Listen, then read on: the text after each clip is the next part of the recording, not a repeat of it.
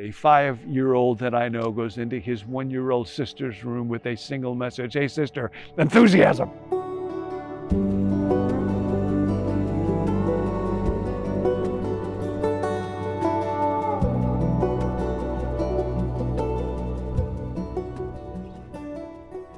A remarkable thing is going to happen today. You are going to change, for better or for worse. So why not better? On purpose or by accident. So why not on purpose? Change starts today, because you'll never get this day again. We're looking at character strengths, and we begin the journey of specific character strengths today. I want to start with this beautiful prayer from the Anglican Book of Common Prayer. To be said at night, keep watch, dear Lord, with those who work, or watch or weep. Give your angels charge over those who sleep. Tend the sick, Lord Christ.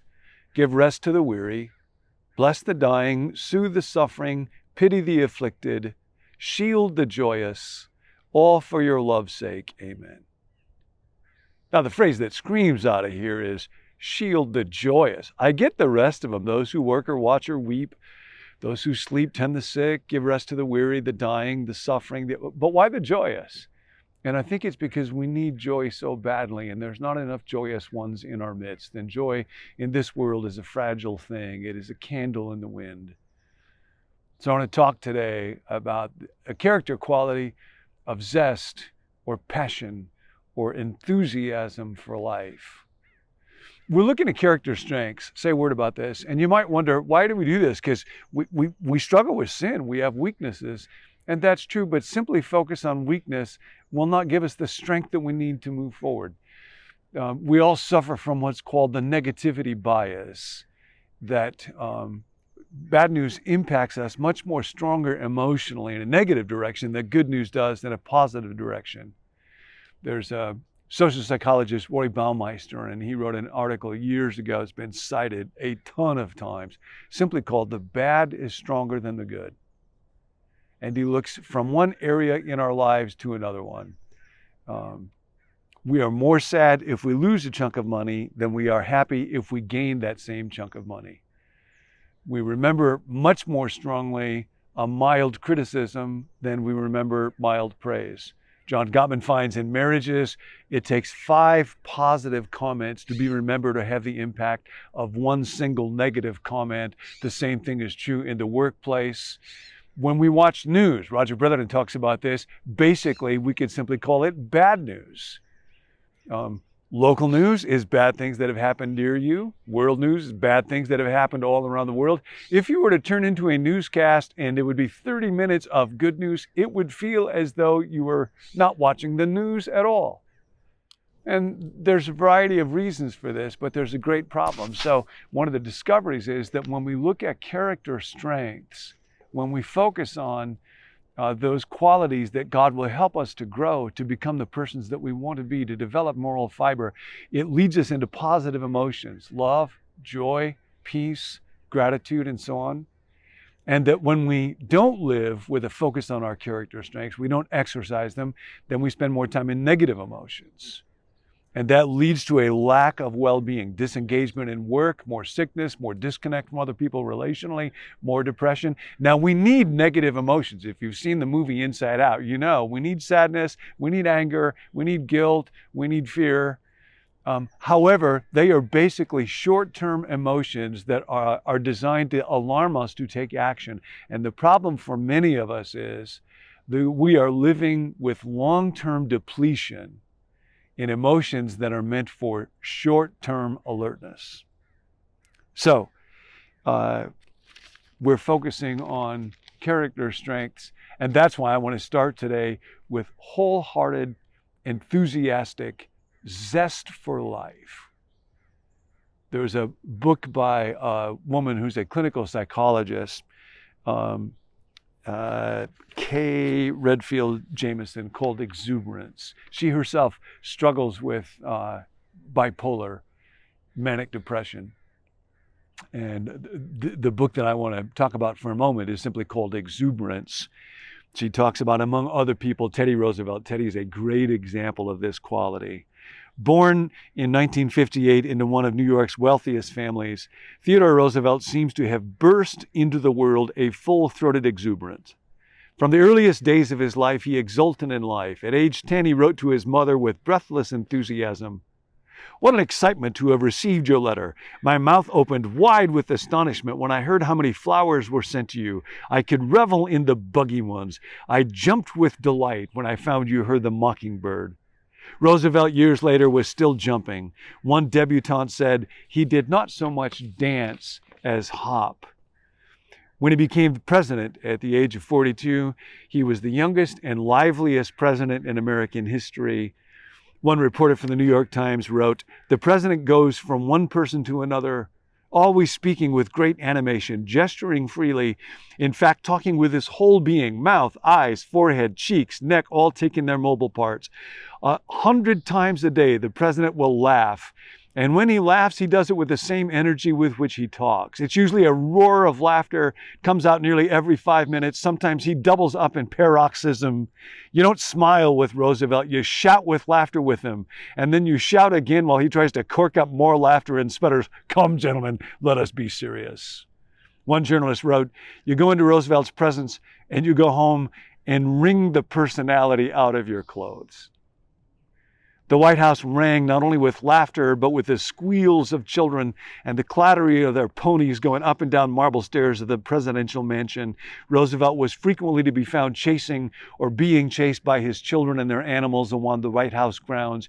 "You must always remember," said a British diplomat, "that the president is about 6. Certainly, Roosevelt did nothing to dispel that impression.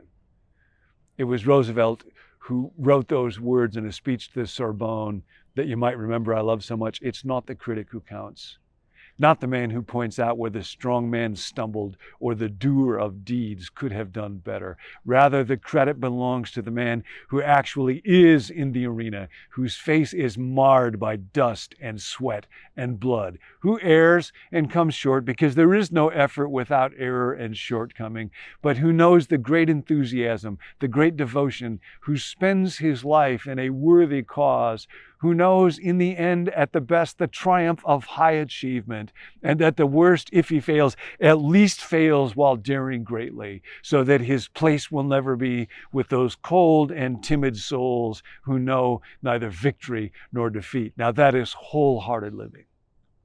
That's zest for life.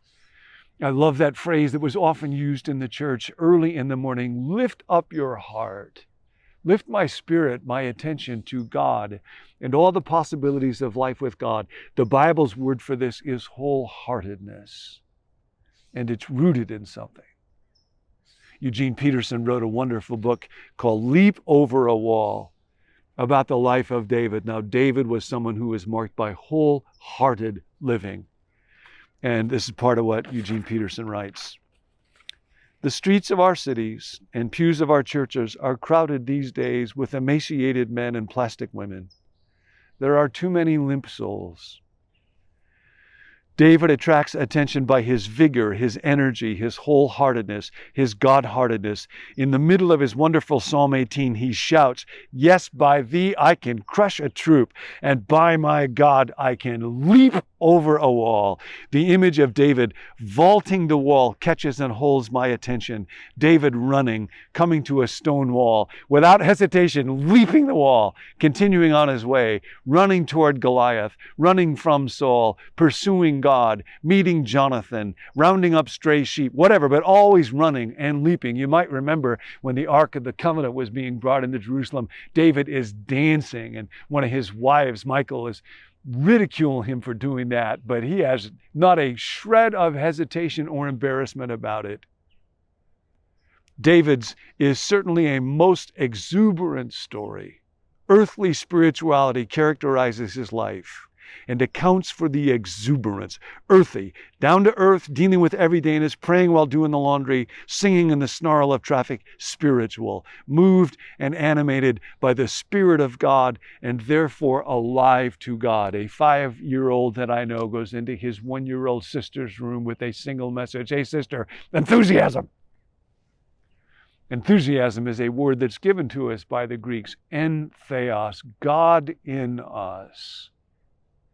The reason that I'm outside right now is, according to research, one of the things that you can do to increase your zest for life today is just go outside. There is something about being in creation because it was made by our Creator and it is full of life, and we are meant to be full of life. I have come that you might have life, Jesus said, and have it with abundance, with vitality, enthusiasm. Get into the arena.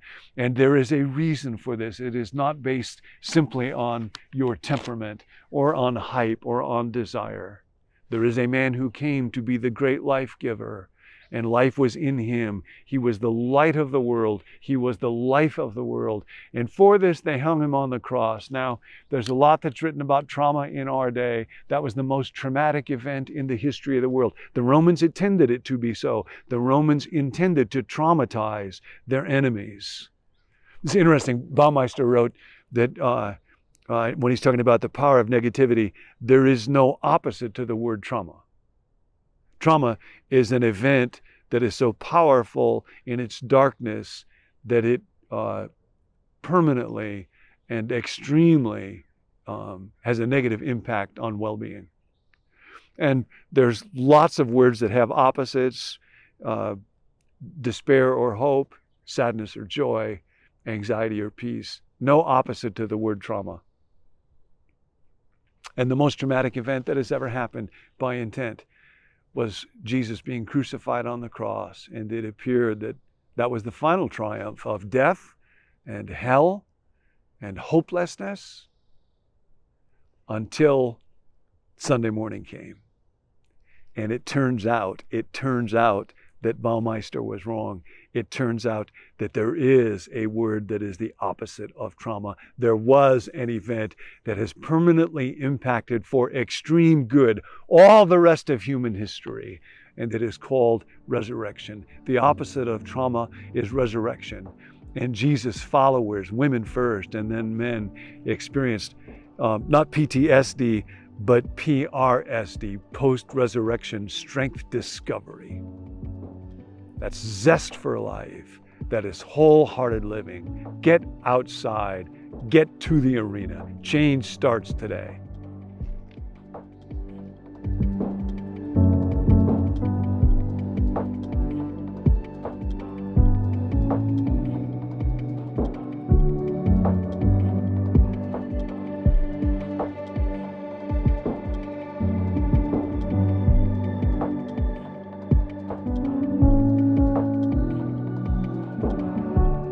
Hey, I'm Tim. Thanks for joining us. Before you leave, you can subscribe to this channel or like this video or comment on the video. We love to read those comments. We read them every day, so we'd love to hear from you there.